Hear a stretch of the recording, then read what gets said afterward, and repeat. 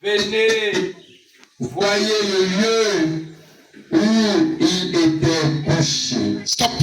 Il n'est pas ici. Il est ressuscité. Comme, ça c'est l'ange, comme il avait dit. Maintenant, comme dans le cœur de l'homme, il y a des doutes, venez, voyez le lieu où il était. Comment? Le thème de mon message ce matin, il n'est pas ici, il est ressuscité.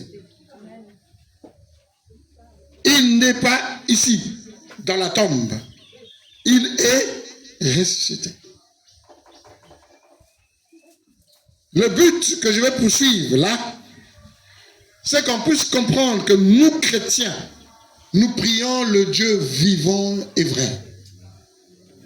Nous prions celui qui n'est plus dans la tombe, qui est ressuscité. Je vais donner quelques définitions du mot ressuscité.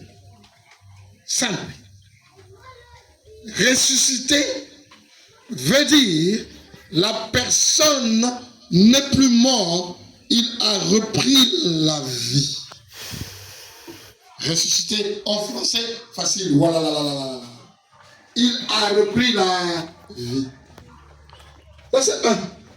Deuxième mot.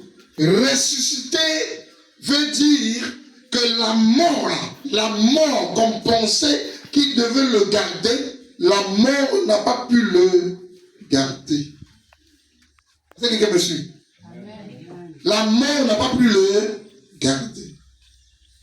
Troisième, si la mort n'a pas pu le garder, ressuscité veut dire il a vaincu la mort.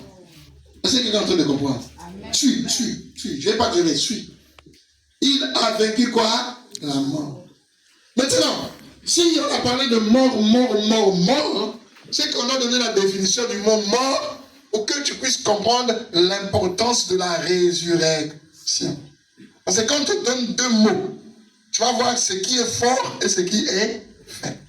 Mort là, ça signifie une personne qui est inanimée. Je vais montrer le mot là, ne vous en faites pas. Inanimé, il ne bouge plus, il ne respire plus, il ne devient plus important. C'est ça, inanimé. C'est ça qu'on appelle le corps dans la tombe ou dans les funérailles ou à la morgue. Tu le gifles.